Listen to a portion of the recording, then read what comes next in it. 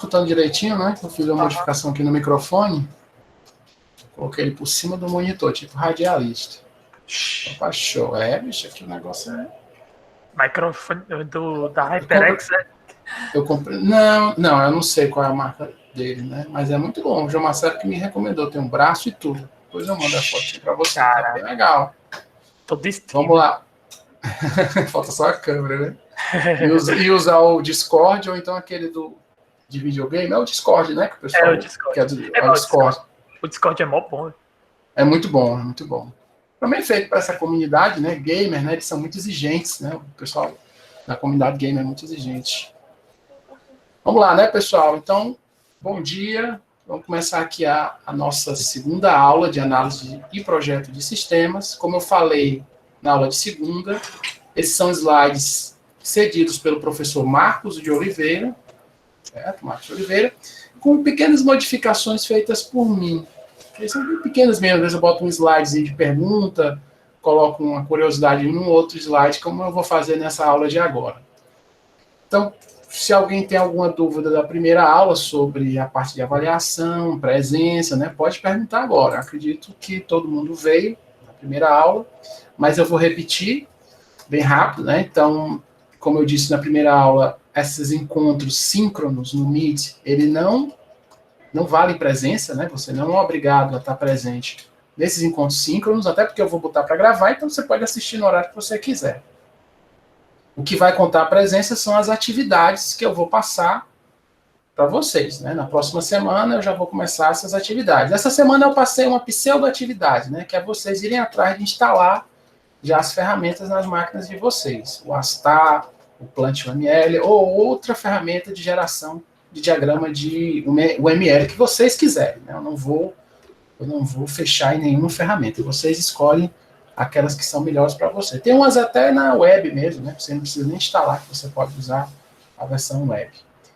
Enfim, a parte de média, né? Vão ser dois momentos, né? Média parcial e média parcial 2. A gente vai fazer uma avaliação nesse primeiro momento.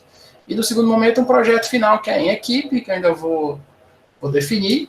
Mas vocês já podem ir pensando aí nas equipes de vocês e nos temas, que vocês quiserem. Se vocês já estiverem trabalhando no TCC, numa disciplina de projeto integrado, ou noutra disciplina, ou fazendo trabalho em outra disciplina, pode ser também esse trabalho, né? Vocês podem usar esse trabalho, só porque eu só não vou querer a implementação, né, do trabalho. Nessa disciplina eu não vou querer a implementação, eu vou querer a parte de diagramas, né? Ô, João Pedro. Esse João Pedro. Se eu desativar aqui o som dele. Botou até o cachorro. Então, não vou querer a parte de implementação nessa disciplina. Eu vou querer a parte de diagrama. Ok?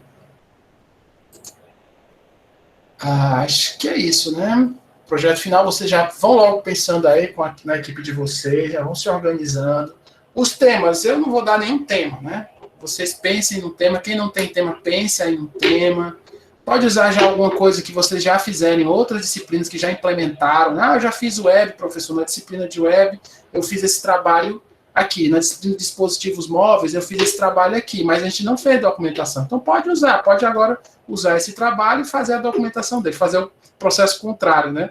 Já tem implementação e agora que você vai fazer a documentação. Mas não tem problema, pode ser também esse trabalho. Contanto que seja você que tenha feito, né? Vamos lá. Então, essa frase aqui do Alan Kay diz que coisas simples devem ser simples. Então, você não precisa ficar complicando, reinventando a roda. E coisas complexas devem ser possíveis. Então, quando ele diz que coisas complexas devem ser possíveis, é que você não precisa, um projeto, né, tentar agarrar o mundo com as pernas, tentar fazer tudo possível, várias funcionalidades que talvez nem sejam possíveis ser implementadas no tempo que você está dizendo. Isso é bem comum, né, com os alunos de TCC, no TCC1, que no TCC1 o projeto deles eles querem fazer muita coisa, ou pelo menos eles pensam que podem fazer tudo aquilo que eles estão dizendo, e a banca diz, não vai dar certo isso aí, é muito complexo, né, é muita coisa. Então, as coisas complexas, o TCC é uma coisa complexa, ela deve ser possível. Ela deve ser possível de ser implementada no TCC2, no caso de vocês, né. Então, não adianta a gente também imaginar, né, nesse trabalho que vocês vão fazer para o projeto final, não adianta também vocês imaginarem muita coisa. Vocês têm que fazer algo que seja possível. Então, como o Marcos Oliveira está falando, esses slides são uma adaptação das notas de aula daquele livro lá que eu mostrei na primeira aula, né, do Eduardo Bezerra, autor do livro Princípios de Análise e Projetos de Sistemas com ML. Essa disciplina começou a ser ministrada em 2011, já faz tempo.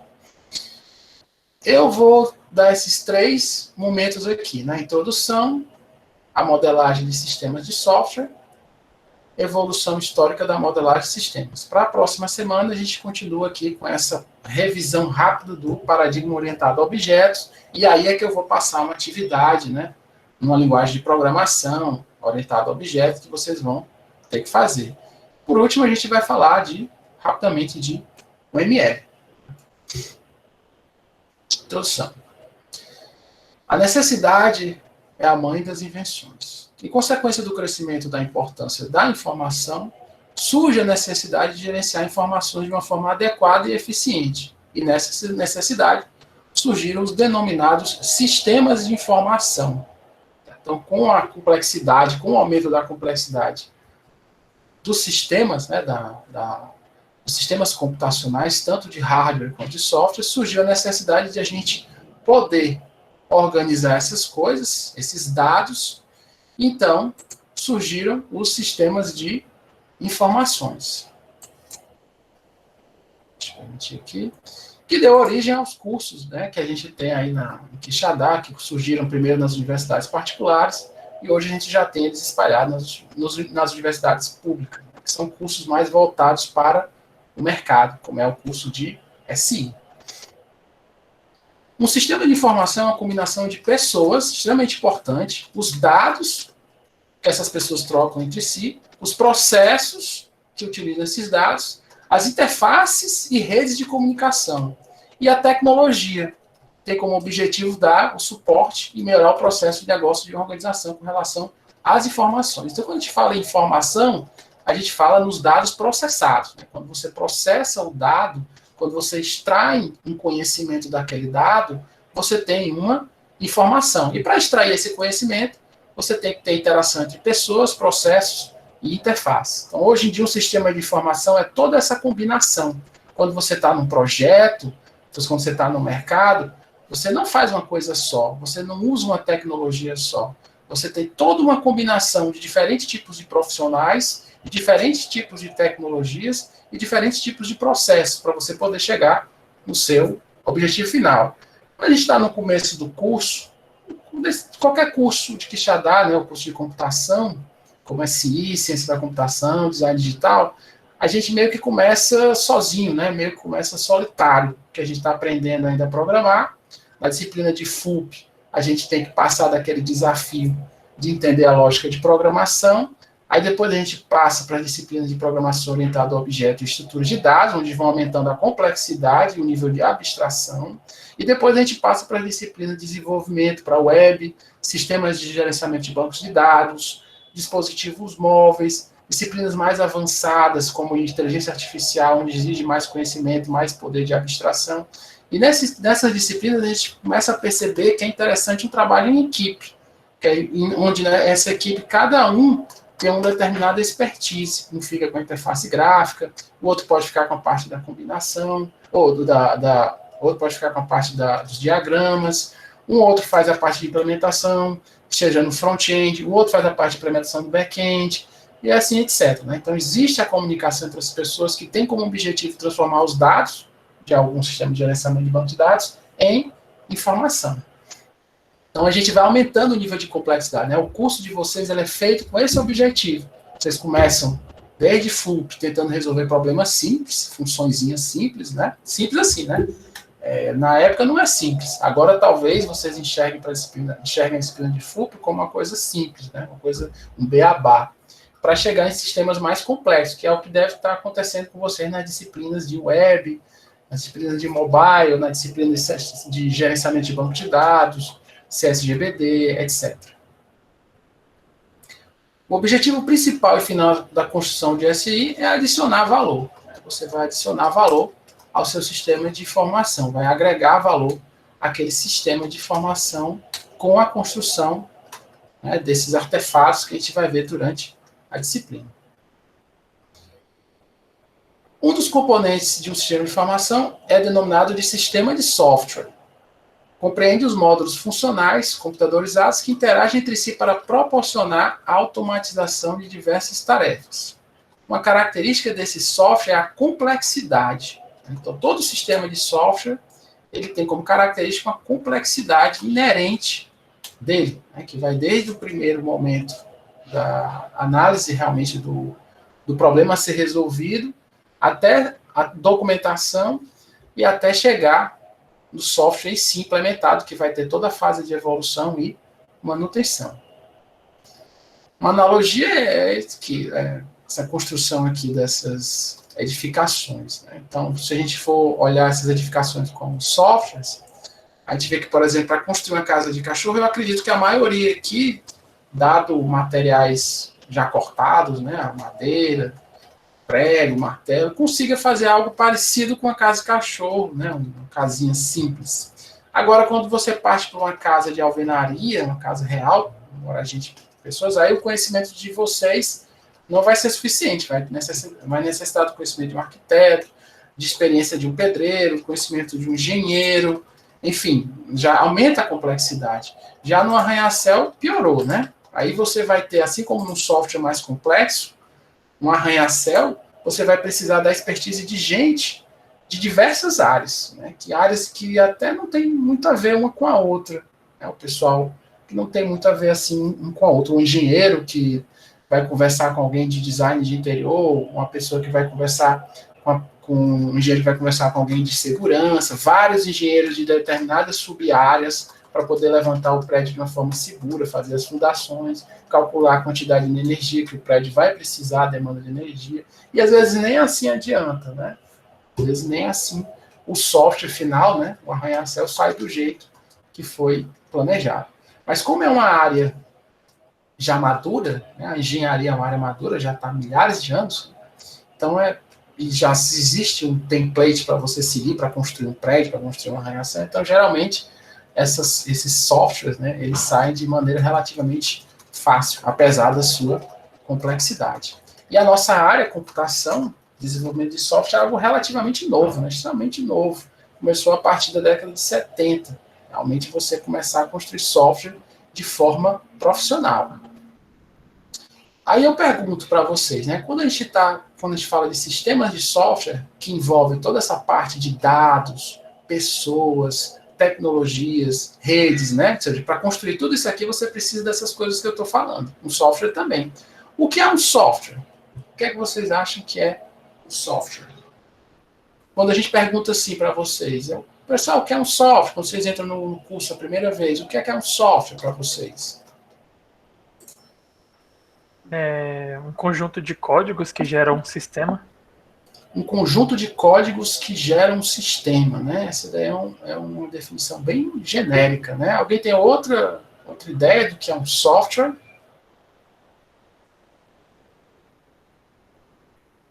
Ah, boa, né? Se for um shopping, tem até que ter designers para sinalizações, exatamente. E o designer não tem noção da engenharia, nem o engenheiro tem noção da design. Olha, essa aqui é uma definição clássica, né? Que o Caio falou. Um software é um programa de computador. Quando a gente fala em software, instale um software, a gente pensa, né, logo num programa de computador. Mas um software, ele não é só o programa de computador. Ele é tanto o programa de computador, o produto final, como também toda a documentação envolvida para construir esse produto final.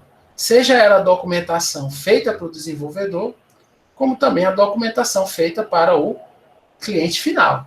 Que tipo de documentação a gente entende como documentação do desenvolvedor? Que documentação de um software é útil para o desenvolvedor? Vocês podem falar, viu, no microfone. Qual é a documentação que é útil para o desenvolvedor? Documento de requisitos. Documento de requisitos, né? Isso é importantíssimo. Por que o documento de requisitos é importante? Porque ele que define principalmente as funções, né, no começo ali do desenvolvimento, porque fazer um software sem você ter noção das funções que vai ter nele é muito complexo, né? É muito complicado, né? O software em si já é complexo. Né? Isso a gente não tem como fugir. O software ele é complexo. Hoje em dia você vai fazer um sistema, você não vai fazer um programa para calcular o IMC, né? O seu cliente não vai perguntar isso. Ele vai querer um sistema completo que se comunique com rede social, que se comunique com banco de dados, que tenha segurança, mesmo que ele não fale, né? O sistema vai ter que ter segurança, que são os requisitos não funcionais, né? Ele vai ter que ser rápido. Imagine você faz um sistema de detecção de colisão, um sistema de segurança, um sistema que a segurança das pessoas depende daquele sistema, e o sistema não responde em tempo hábil. Isso é um requisito não funcional, né? O sistema tem que responder no tempo hábil, senão ele é inútil. Mesmo que ele responda certo, se ele responder amanhã e o acidente já aconteceu, não adiantou nada, né? Não adiantou nada. Então, o documento de requisitos é um dos exemplos, né, de documento do desenvolvedor, que é extremamente importante, porque ele fecha uma coisa chamada escopo. Né? Você vai fechar o escopo do teu projeto, o escopo da tua implementação. O backlog. Exatamente, quando você fecha o escopo, a equipe de desenvolvimento ela tem noção do tempo que vai dar para ter que desenvolver aquilo, da quantidade de desenvolvedores, da quantidade de pessoal que precisa, né, para desenvolver aquele escopo, de quanto eles vão precisar pagar, né, do dinheiro, da parte financeira, de quanto eles vão precisar pagar para esse pessoal, enfim, e o prazo do projeto, né, e o prazo de como eles vão terminar esse escopo, né, esse escopo de funcionalidades. Quais outros documentos também a gente tem? Tem diagramas. Exatamente, aqui no caso da disciplina, a gente vai ver documentos do desenvolvedor, que são os diagramas, né? Nem todo sistema faz isso, né? Nem todo sistema tem diagrama de caso, diagrama de sequência, diagrama de classes. A gente Entidade de relacionamento. Entidade de relacionamentos, que é um diagrama muito bom para o pessoal que trabalha com banco de dados. Às vezes é essencial você fazer isso, né? Primeiro diagrama de banco de dados. Na verdade, é essencial você documentar algo ou fazer um esboço de algo antes de começar a implementar. Né? Você não é como lá em FLUP, né, que a gente já metia a mão na massa, né, e já começava a implementar. Quando o software vai ficando mais complexo, você tem que pensar um pouco antes de colocar o software, né, antes de colocar a mão na massa. Não é só criar as classes, né, você tem que pensar num padrão, você tem que ver como é que está a comunicação com os ambientes remotos, se está reusável, se o seu código está bem escrito, não tem bad smell, né, maus cheiros no código que dificultam a manutenção futura. Enfim, né, toda essa parte de documentação é importante porque você vai fechar a funcionalidade do sistema e aí você vai ter um sistema mais fácil de evoluir, de fazer manutenção. Tem um documento de teste também. Tem vários tipos de documentos. Então, o mais importante é, toda vez que você fala em software, toda vez, a partir de hoje, né, quando a pessoa perguntar para você o que é um software, você, como aluno de tecnologia, você não vai dizer que o software é só o programa de computador. Você vai dizer que o software é tanto o programa de computador, como toda a documentação envolvida nesse programa de computador, nessa implementação. Ok? Então, é tanto o software, é tanto o programa, quanto a documentação. E eu falei de documentação do desenvolvedor, mas também a documentação do usuário. Né? Qual seria o tipo de documentação do usuário? Inclusive, tem profissionais na equipe que são responsáveis só de fazer a documentação para o usuário final. Qual é um exemplo de documentação para o usuário final? Eu conheço o plano executivo, né? Mas eu acho que é mais do design, né, Jefferson? Ou não? Não, mas isso aí, o plano executivo, é ainda durante a fase de desenvolvimento, né? Mas a gente entrega no final. Você entrega no final, mas entrega para o cliente, né? Certo, pode ser também, é mais para o design mesmo. Também está valendo. Se entrega no final, você diz o que é que você fez, né? Mas uma outra coisa mais óbvia, que todo software tem. Manual? Exatamente, né? Você faz até a documentação, quando você faz os comentários, né, no código, aí é uma documentação, isso também é uma documentação de desenvolvedor, mas o que é que vai ficar para o usuário final? Como é que o usuário final, você faz todo um sistema bonito, maravilhoso, mesmo que ele tenha uma interface muito boa, né, bem intuitiva, mas você também precisa, né, do manual, né, de alguma coisa que auxilie, ou de um wizard, né, que auxilie a você mexer naquele sistema, né, alguma coisa que auxilie você a mexer naquele sistema, o usuário final poder usar esse sistema, né? Nem todo sistema é intuitivo bastante para você poder usar logo de primeira. Algumas até são, né, dependendo do nível do usuário final, mas a gente não pode contar que o usuário final é sempre um expert em computação, e geralmente nunca é. Nem o cliente que está pedindo imagine o usuário final, né? Muitas vezes o cliente não sabe nem o que ele quer, muitas vezes não, ele quase sempre não sabe direito o que ele quer. E a gente, né, nessas conversas com ele, é que vai dizendo mais ou menos o que ele quer, e ele vai descobrindo o que ele quer, e vai talvez até tendo noção da complexidade que é implementar uma funcionalidade. Beleza? Outra documentação que hoje em dia está cada vez mais presente na engenharia de software, né?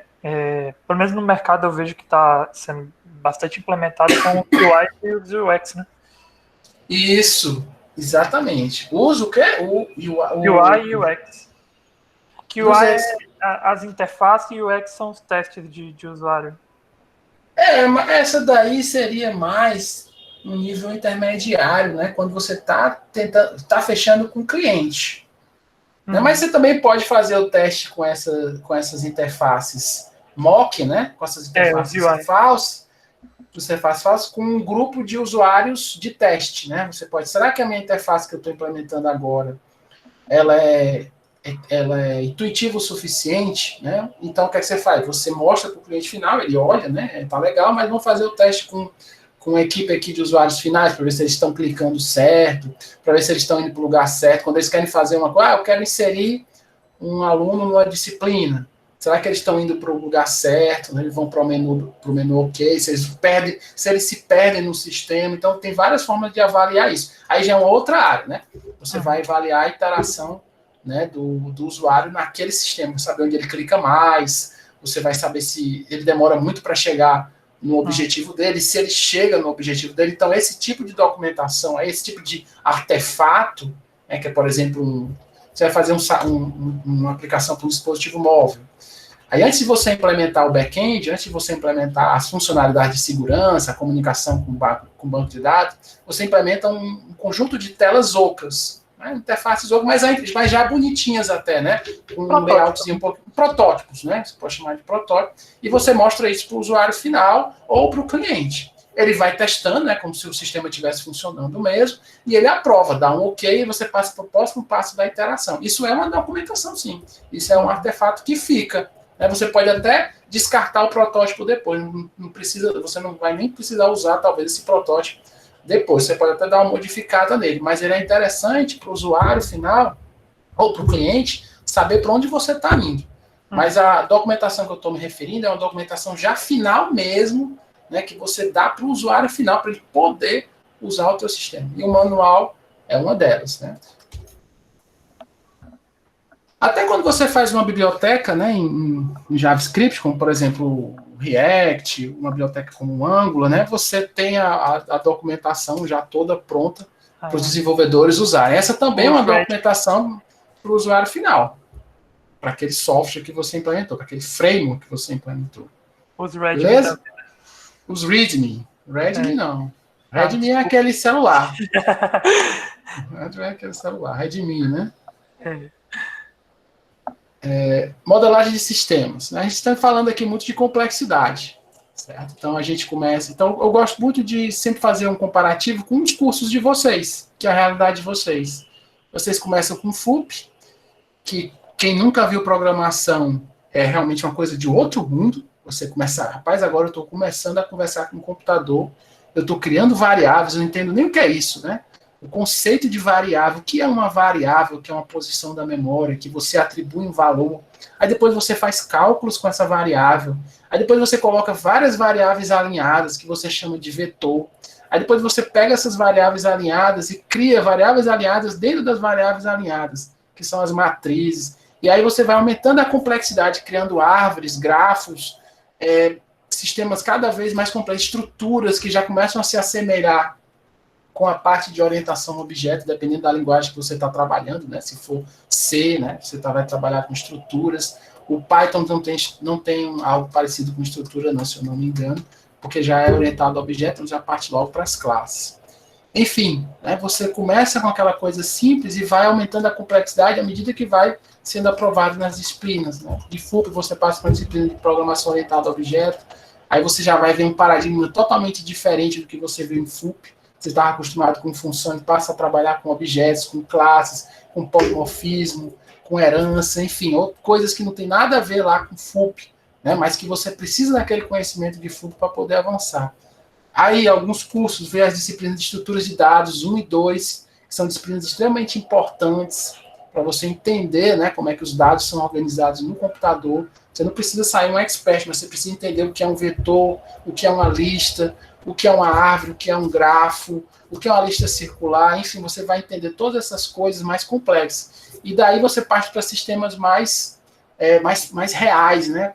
Como sistemas de bancos de dados que internamente usam essas estruturas, sistemas de web que internamente também usam essas estruturas, e a complexidade vai cada vez aumentando. Que no fim, né, quando você estiver estagiando, você não vai estar só, você vai estar numa equipe, e que nessa equipe você vai ter que dividir as tarefas, né? Vai ter alguém que saiba mais essa parte de estrutura de dados, vai ter alguém que saiba mais na parte de framework, vai ter alguém que saiba mais na parte de banco de dados, enfim, todo mundo conversando para chegar no projeto final.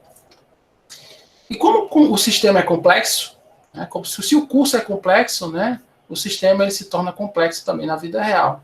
E a construção desse sistema necessita de um planejamento inicial. Então a gente nota que se no mundo real, nas engenharias civil, né, elétrica, a gente usa os planejamentos, né, com plantas baixas, por que não na computação? Por que não na computação a gente desenvolve também esses documentos para poder auxiliar no processo de implementação de um sistema? Então, o pessoal de engenharia de software apenas copiou essa ideia de uma área que já está extremamente madura, né, que é a parte de engenharia, que já existe o que? Há centenas de anos, desde os egípcios.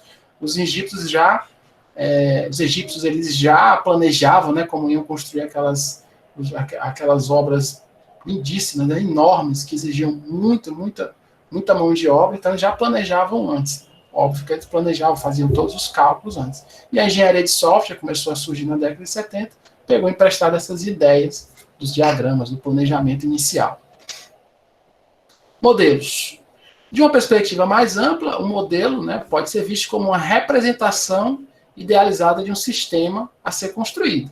Na analogia com o mundo real, a gente faz antimaquetes de edifícios, de aviões, a gente até bota esse avião para voar, né, esse avião de mentira para voar, para testar a parte de aerodinâmica dele, plantas de circuito eletrônicos, né? Então quem já trabalha com Arduino, antes de você fazer, o Arduino é uma placa de prototipação. Não sei se vocês já conhecem, né, já trabalharam com Arduino.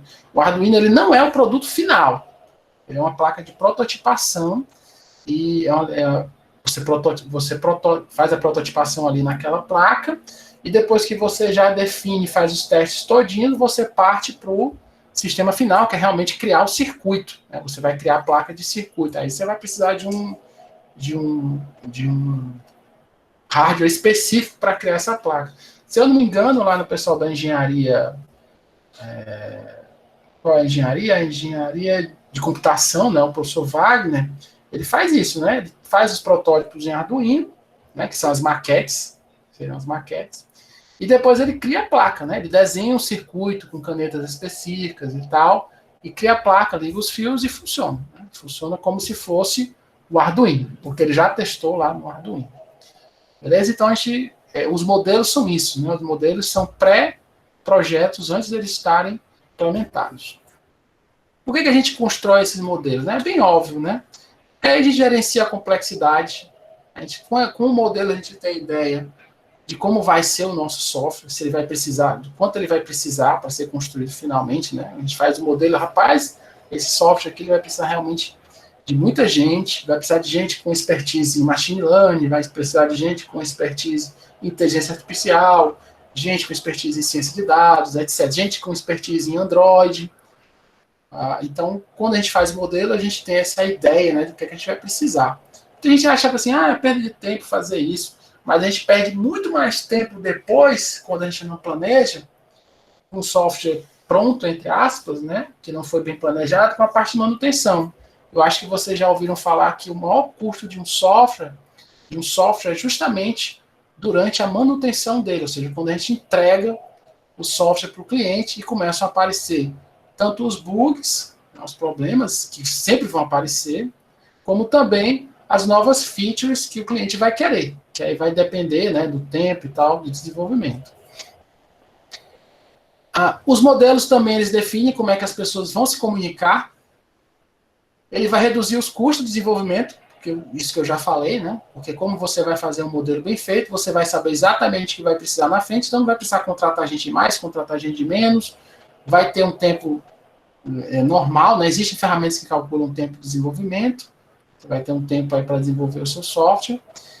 E você também pode predizer como é que ele vai se comportar no futuro. Você pode, se você no modelo já previu questões de segurança, questões de escalabilidade, questões de desempenho, quantas pessoas vão acessar o teu software, o teu site, o teu aplicativo ao mesmo tempo, você já prediz isso naquele sistema, né? Mesmo os sistemas bem feitos, né, que você tem um planejamento, ainda acontecem os problemas. Por exemplo, o cigarro. Tem muita gente que reclama, o cigarro, isso aqui é ruim, o cigarro não é bom. Mas o cigarro foi um sistema feito lá pelo pessoal da UFRN que exigiu muita documentação, né? E na época eles usaram o que tinha de melhor na tecnologia do momento, né? Que era a parte JSF, do Java, e hoje eles estão evoluindo isso. Mas, mesmo assim, né, existem os problemas de interface, existem os problemas de acesso, e uma coisa que talvez eles não pensaram muito bem é que nos períodos de matrícula existe um acesso muito grande. Né? Existe um acesso muito grande. Será que o sistema é escalável? Talvez ele até seja escalável, mas na hora de instalar ele, né, nos servidores da UFC, não foi instalado de forma correta, ou não colocaram várias máquinas em paralelo para rodar o sistema, ou talvez eles colocaram as várias máquinas em paralelo para rodar o sistema, mas aí tem um gargalo na rede, né, estão conectadas no mesmo terminal de rede, aí você tem um gargalo, mesmo tendo as máquinas, você vai ter muita gente chegando ali para acessar, e no fim vai acabar sendo um sistema lento. Então você, com a modelagem, você prediz quantas pessoas vão usar aquele sistema. Você vai fazer um sistema de matrícula. Você, nessa parte aqui dos alunos escolhendo a disciplina, nos períodos tal e tal, vai ter muita gente acessando. Como é que a gente vai resolver isso aqui? Cria um pool de threads. Faz uma duplicação do sistema. Quando chegar em 1.000 alunos, o aluno 1001 passa a acessar a versão 2 do sistema, né? Sem ele saber, óbvio, né? Tem também essa transparência. Então, quando você modela o sistema, você tem uma noção do que vai acontecer no futuro, para prevenir problemas de acesso, como esse que eu falei agora. Então, alguém aqui já precisou... Aí, voltando aqui a pergunta para vocês, né? Em FUP, em PO, em web, em qualquer disciplina, alguém já precisou desenhar um software antes de começar a programar? Você sozinho, né? Quando o professor passou um problema. Antes de você começar a programar, você se debruçou no papel e começou a desenhar esse software? Você já fez isso? Se sim, né? Quais ferramentas você usou? Ou você fez na mão? E aí, pessoal? Ninguém fez isso? Nem FUP, nem PO, nem nada. Todo mundo já se sentava e já começava a implementar, a programar. Eu já fui obrigado a fazer documentação. Tô brincando. Não, mas tive que fazer assim, né? Pô? Principalmente no mercado, né? No mercado usa muito, e também em projetos integrados. Não, mas sem falar em disciplina avançada. Vamos começar lá em FUP. Né? Quando o professor pedia, faça um programa que, dado um vetor, certo? Retorne o maior, o menor número e a média dos elementos. Em algum momento você nunca precisou, antes de começar a programar, você desenhou o vetor, aí fez, eu vou fazer assim, vou fazer um laço do primeiro até o último, vou somando nessa variável, botou a variávelzinha do lado. Você nunca fez esse esboço? Em FUP não, já fiz em PO. Pronto. Talvez em FUP você não tenha feito, né? Aqui, fui desenhando no caderno, né? O que os alunos estão falando. Por que vocês estão tão envergonhados? Só o Dedé que fala no microfone. Pode falar. fui desenhando no caderno, tá certo, não é para rir não, a gente começa assim mesmo.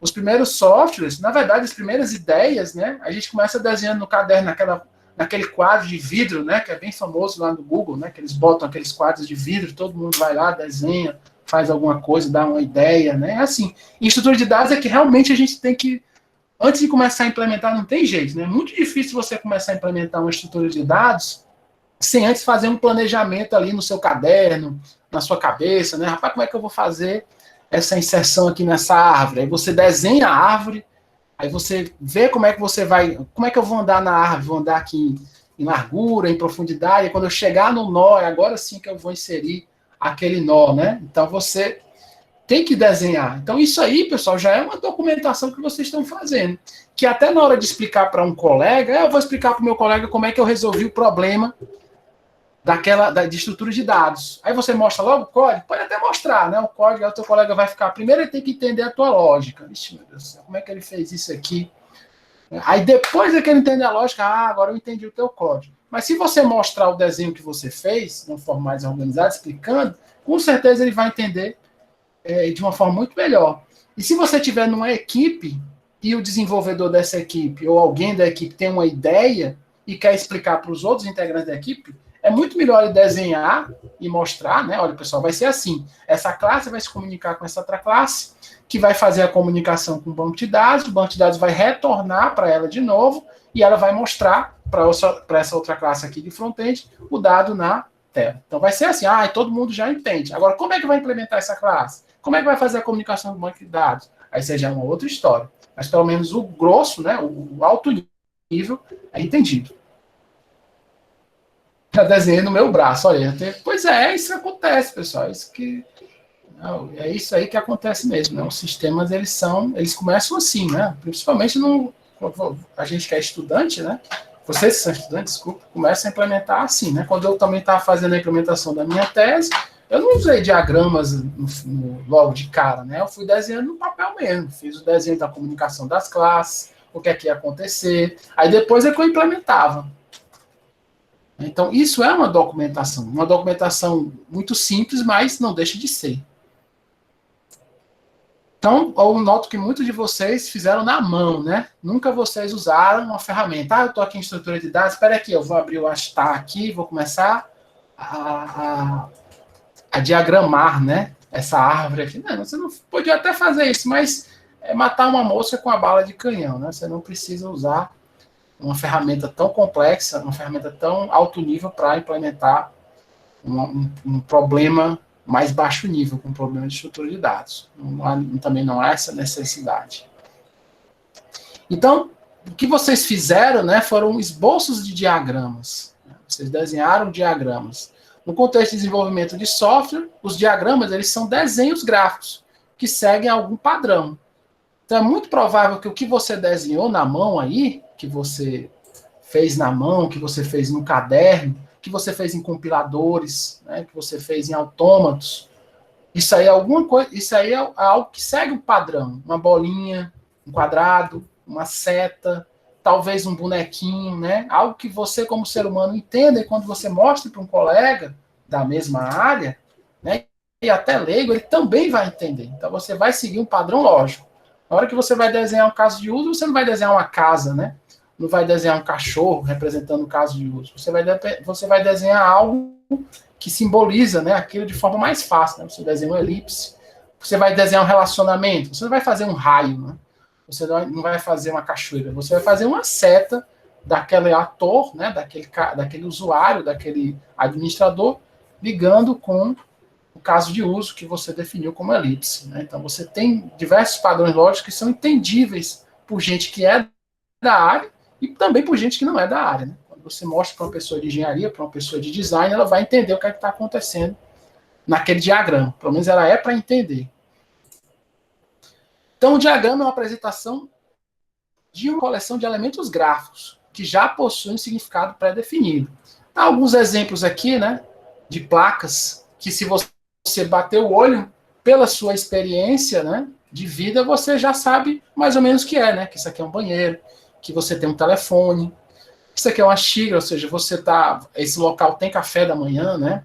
Que é proibido fumar, que o local tem almoço. Então, nesse tipo de simbolismo, que também tem nas redes de trânsito, né, eles são conhecidos, né, eles seguem padrões lógicos que qualquer país do mundo, você mostrar para um chinês, para um árabe, para um russo, né, ele vai entender.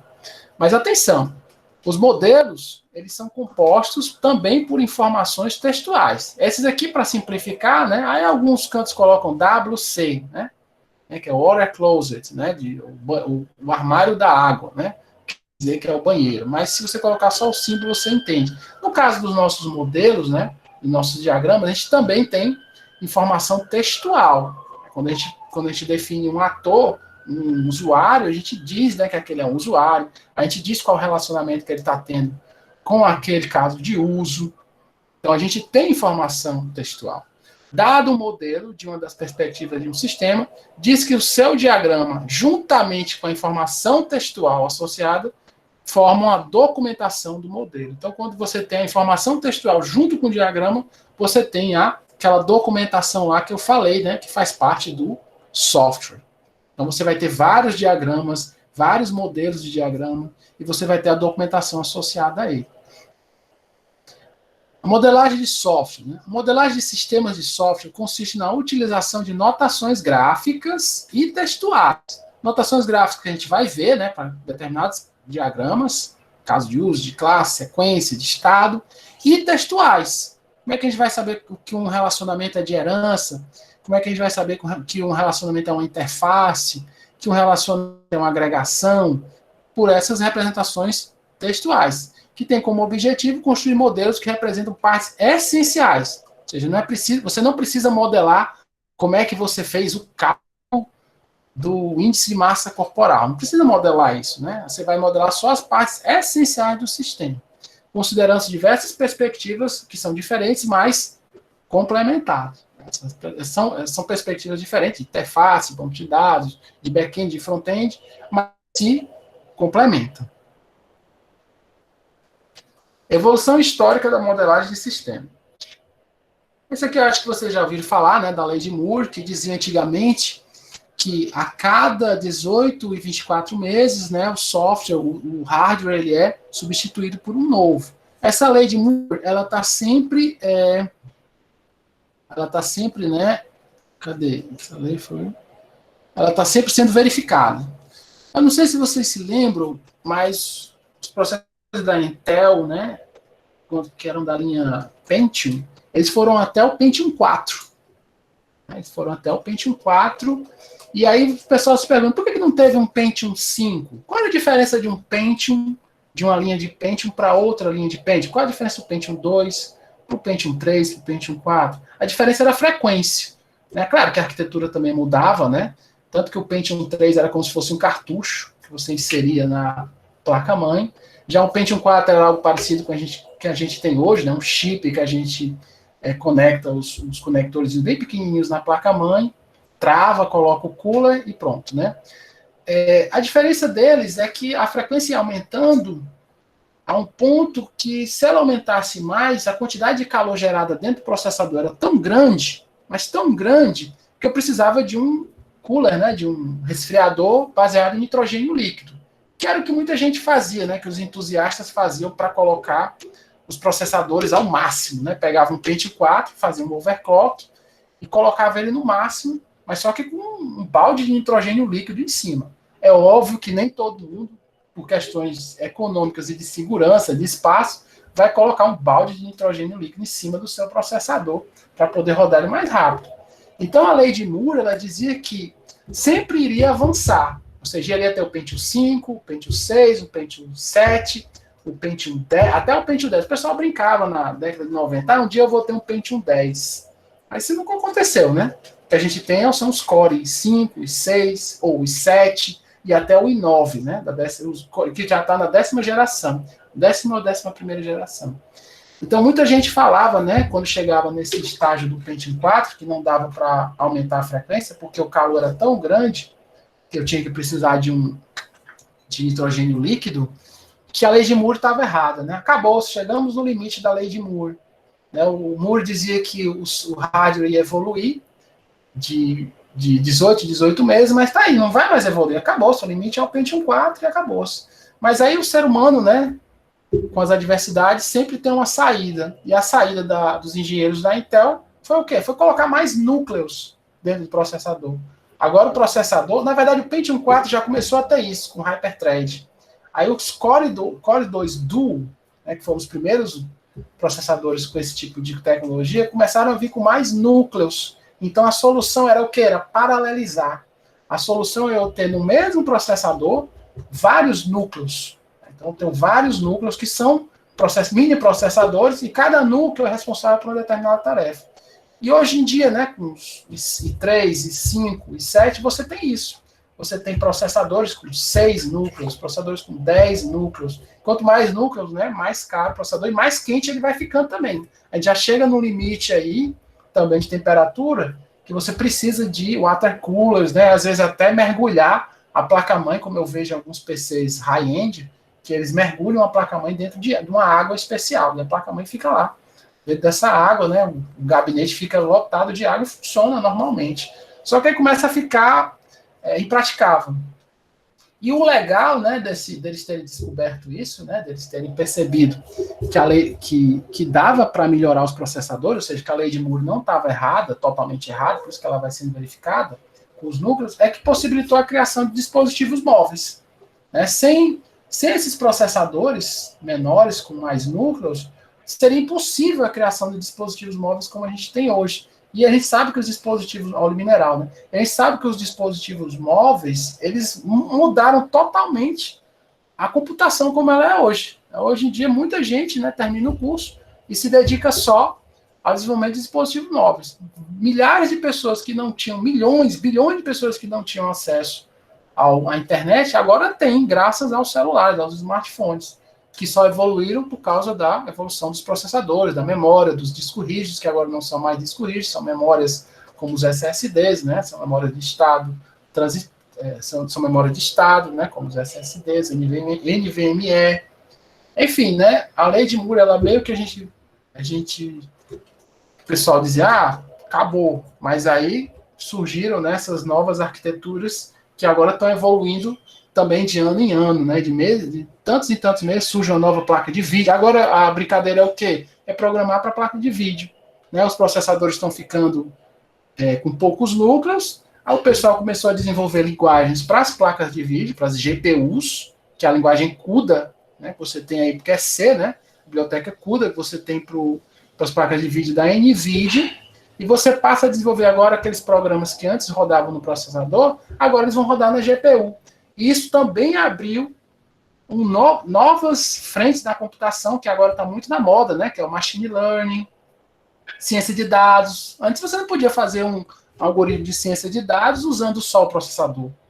Você poderia até usar, mas você teria que usar vários processadores, você teria que comprar uma máquina muito grande. O que é que o pessoal começou a fazer? Vamos começar a implementar para a GPU. Porque a GPU é como se fosse um computador dentro do computador, né, uma placa de vídeo, só que com muitos núcleos. Só que esses núcleos são específicos para renderizar gráficos. É por isso que as placas de vídeo são muito usadas, né, para os jogos. Porque eles renderizam os gráficos, eles fazem os cálculos matemáticos baseados em matrizes, que são importantíssimos para as renderizações gráficas dos jogos. Mas aí não precisa só ter esse tipo de aplicação, né, que são os jogos. Pode ter também aplicações que fazem uso da GPU. Como, por exemplo, também a mineração, né? O pessoal ficou muito na moda, a mineração de Bitcoin. Mineração de Bitcoin, você tinha um bocado de GPU ligado em paralelo, só as GPUs ligadas em paralelo, mergulhadas no óleo mineral, ou numa sala extremamente frio, minerando lá, né? Resolvendo os algoritmos, as chaves dos algoritmos lá para poder ganhar Bitcoin. Isso foi no auge do Bitcoin. Hoje não vale mais a pena, né? Hoje o dólar está tão alto, né? E as placas de vídeo estão mais caras que não vale muito a pena você minerar mais, a não ser que você tenha bastante dinheiro para gastar em energia, porque gasta muita energia, e em placa de vídeo boa. E existiam placas de vídeo específicas para mineração, né? Você também podia comprar placas específicas para mineração. Tem gente que ainda faz, né? Mas para o usuário comum não vale mais a pena, né? Não vale mais a pena você minerar. Você ganha muito pouco e gasta muita energia. Então a lei de Moore ela vai se verificando aos anos.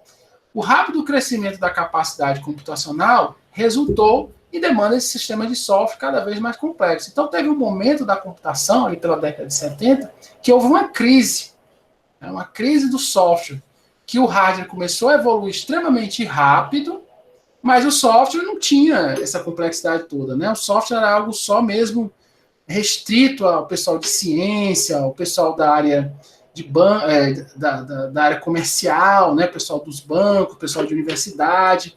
Então, o usuário comum, né? O software para o usuário comum era uma coisa que ninguém pensava em fazer, até porque o usuário comum não tinha PC. Para que ele ia querer software? Né? Para que ele iria querer mexer num computador? Até a IBM brincava, né, com isso. Por que o usuário comum quer um computador? Ele não precisa disso. Né? Quem precisa de computadores são as grandes empresas, as universidades. O usuário comum não precisa de um PC. Né?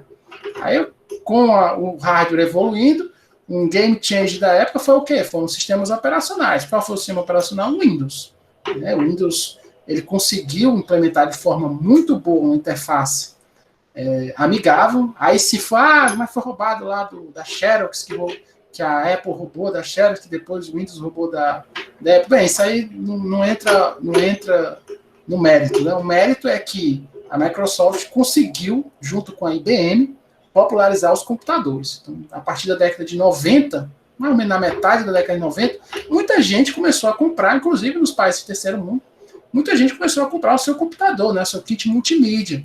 E isso abriu uma demanda de mercado, né? Porque essas pessoas querem planilhas eletrônicas, que antes eram só usadas em universidades, elas querem sistemas para cálculos de imposto de renda, elas querem sistemas educacionais, enfim, as pessoas começaram a pedir mais soft jogos, né, da época, né? Então houve uma demanda para esse tipo de gente, houve um aumento na complexidade dos sistemas de software. E com a internet, mais ou menos na segunda metade da década de 90, aí é que essa demanda aumentou mais e mais ainda. E hoje explodiu. Hoje em dia, a demanda por software ela é altíssima. A gente até tem um excesso de hardware bom, né? Hoje em dia o hardware está muito barato, com um orçamento módico, né? Você consegue construir um PC muito bom, mas como é que você vai construir um software que aproveite toda a potencialidade daquele seu PC? Como é que você vai construir um software que aproveite toda a capacidade daquela sua GPU? Então, o hardware aumentou e aumentou a complexidade do software. Quando aumenta a complexidade do software, você não pode simplesmente se sentar e começar a programar. Você tem que planejar antes de começar a programar. Porque se você começar a programar logo, você não vai aproveitar aquele hardware de forma legal e futuramente você vai ter todos aqueles problemas que eu falei, né, de manutenção. Então, é muito importante essa parte aqui, né, da evolução do software. Né? Então, o software, né, começou a evoluir para condizer com hardware que já estava muito bom. Né? O surgimento de sistemas de software mais complexos resultou na necessidade de reavaliação da forma de desenvolver sistemas.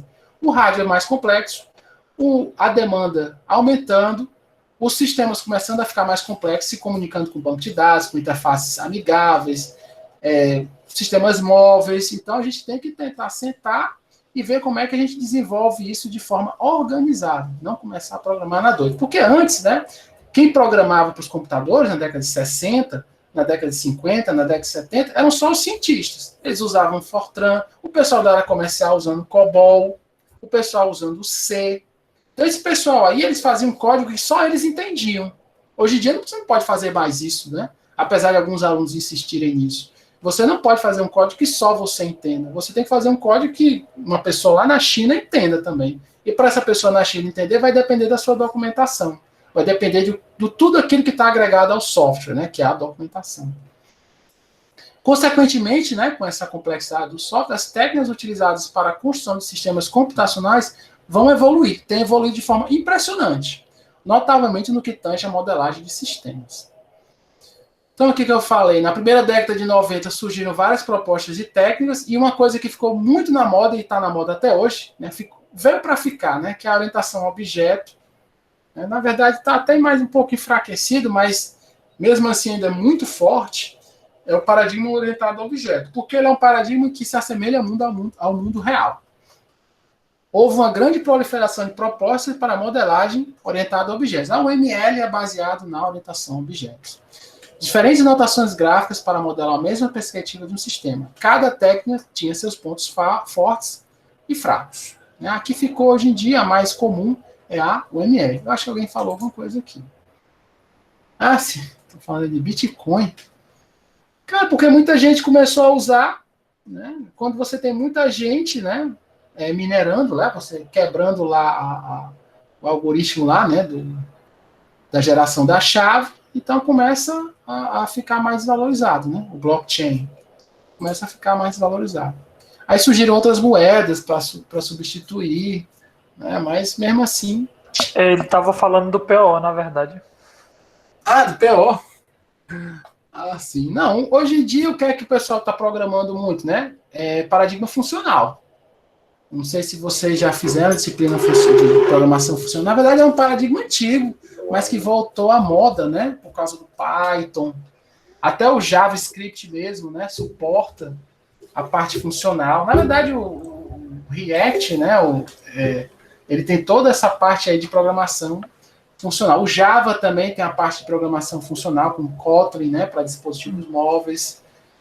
Enfim, é um paradigma que está se tornando extremamente popular para desenvolver sistemas para comerciais.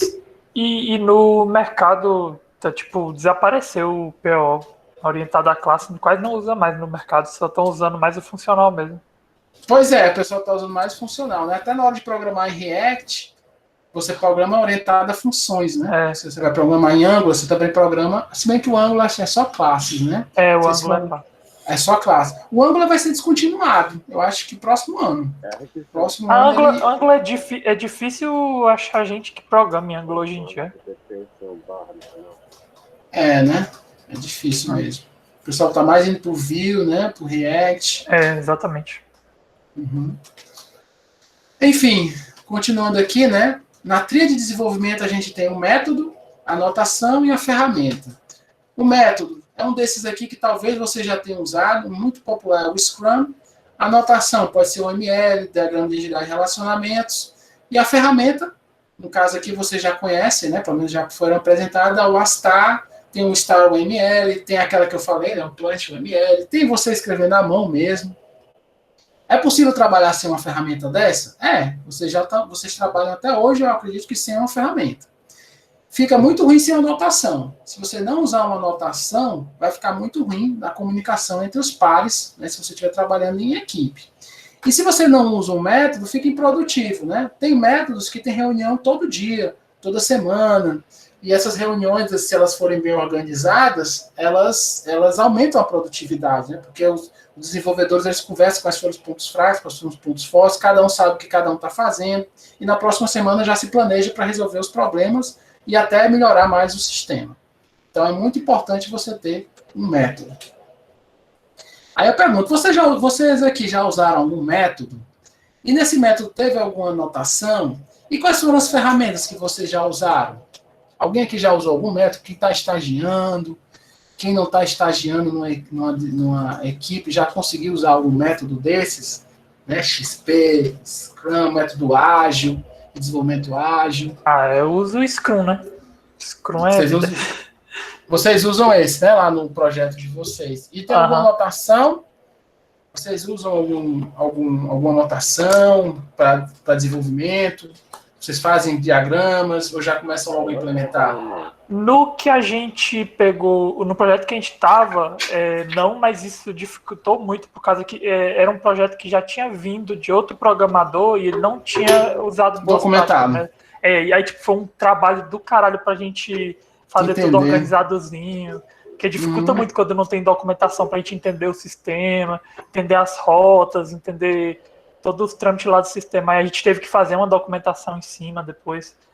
Mas aí, tipo, documentação de diagrama a gente não fez. Certo. Aí vocês vão passar o problema para o próximo que pegar mais na frente, né? Não, mas a gente documentou o máximo que deu. A gente já conseguiu. Pronto, e nessa documentação, vocês usaram o quê? Que ferramentas vocês usaram para documentar? A gente usou, eu acho que foi o EasyCal, alguma coisa assim, que ele faz uns fluxogramas, porque a gente não chegou a fazer o diagrama de classe nem nada, porque já estava muito Já estava Mas muito bagunçado o código, aí a gente tinha que refatorar o código para ver se refazia. Sim, entendi. Aí a gente só fez um fluxograma de navegação, essas coisas. Fez um mapeamento das requisições, né? Que não Não, é tinha. ótimo, é ótimo. Então vocês realmente usaram algo, vocês usaram ferramentas que você falou. Você nessa ferramenta com certeza deve ter uma anotação que todos vocês entendem, uma anotação gráfica, e vocês estão também dizendo que usam um método, que no caso aí é o método ágil, né? Que é o Scrum, que vocês têm as reuniões, né? De acompanhamento e tal, com o líder, né? Da equipe. Eu que sou o então, líder. Você é o líder? Isso. Rapaz, meu Deus do céu. Então você vai ajudar muito nessa disciplina, mostrando, né, a sua experiência aqui para o pessoal que ainda não está estagiando, o que é que o mundo real, né, tá usando, né? Você está num projeto aí, acho que do professor Márcio, né? Isso no mesmo. Great. Pronto, legal. Pessoal, alguém nem é o Great, viu? Você me enganou, viu? É o Great, cara. O Caio falou aqui que usa Scrum e Pair Programming, né? O Pair Programming é legal quando a gente faz aqueles dojos, né? Que o dojo, né? Não sei se vocês já fizeram isso, que você coloca um programando e o outro do lado vendo, né? Que é que ele está programando, como se fosse o copiloto. Aí depois a gente troca quem está programando, o copiloto vira o programador e chega outra pessoa para ser o copiloto. Aí você tenta resolver aquele programa no dojo. O dojo é mais ou menos assim, né? Não sei se ainda tem gente que faz isso nos congressos, né? Mas na cadeira de FUP eu meio que fiz isso com um projeto de Jokenpô, né? Para os alunos implementarem o papel, pedra e tesoura usando pair programming. Botava lá na frente do computador, aí um aluno e um copiloto começava a programar, eu dava 5 minutos, era 2 minutos, era bem pouco tempo. Aí o copiloto assumiu o lugar do programador, e vinha um outro aluno que eu selecionava aleatoriamente para ficar vendo o código que estava sendo implementado. Foi só uma experiência de pair programming aí bem doida mesmo, para os alunos verem que tem que programar de uma forma que o próximo entenda, né? Senão, bagunça tudo. E o outro tem que estar prestando atenção. Esse ainda está jogando Tibia, rapaz. Pelo amor de Deus. E aí, alguém já usou algum método? Alguém está estagiando? Alguém está usando até mesmo alguma disciplina de web? Alguém já usou alguma coisa assim legal que possa compartilhar a experiência? Já usou alguma anotação? Né? Já teve que fazer uns diagramas de entidade de relacionamento? E banco de dados? Alguém já fez banco de dados? Já usou algum método? Como é que foi? Alguém quer falar alguma coisa? É só o Dedé mesmo que está enchendo o saco. Acho que ninguém. Aí, pois é, fundamento de banco de dados, né? Já fiz diagrama. Fundamento de banco de dados sem diagrama não tem como fazer, não tem como, né? Você tem que fazer diagrama. Eu ainda acho muito importante no sistema, antes de começar o sistema, planejar o banco de dados logo, para saber como é que vai ser a comunicação entre as tabelas, né? O banco de dados. O banco de dados e a interface. Aí depois é que você faz aquela cola que une tudo. Legal. A anotação que usou, né, de diagramas de entidade de relacionamento, teve uma anotação específica. Se você mostrasse com um colega, ele entendia. E na hora de implementar, você usava SQL. Você usava alguma coisa de SQL. Na verdade, né, as aulas, né, por muito tempo é focada em diagrama. Quando vocês fazem autômatos, não sei se alguém aqui fez autômatos ou compiladores, também tem muito diagrama. Que é o diagrama que a gente vai ver aqui, que é o diagrama de estado. Né, que é o diagrama que simula uma máquina, né, uma máquina de estados. Certo, legal. Beleza. Então, isso aí, pessoal, que vocês estão vendo no FBD, são diagramas, são notações, são modelos bem definidos que seguem uma lógica e que são padronizados, né, que várias pessoas entendem. Beleza? Então, se alguém tiver algum comentário, né, pode comentar. Na próxima aula a gente continua aqui essa parte de orientação a objeto. Como já está lá no GitHub, quem quiser dar uma olhada no slide, né, de cara, pode ir lá, dar uma estudada, né, não tem nenhum mistério, não. Beleza? E na próxima semana eu já passo uma atividade de implementação. Eu acho que aqui a gente vai ter...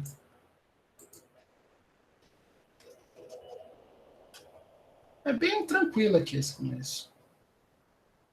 A gente vai ter 66 slides. 66 slides. Beleza? A gente está no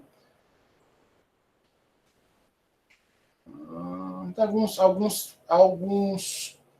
Tá bem, aqui a orientação do objeto. Slide. A gente parou aqui, né? No 25. Então, acho que próxima semana dá para a gente terminar essa parte aqui, esse primeiro slide. Aí já passar uma atividade legal de implementação. Beleza? Alguma dúvida? Alguém quer falar alguma coisa? Vou parar aqui a gravação, porque às vezes o aluno tem vergonha, né? Vou interromper aqui. Aí, pessoal,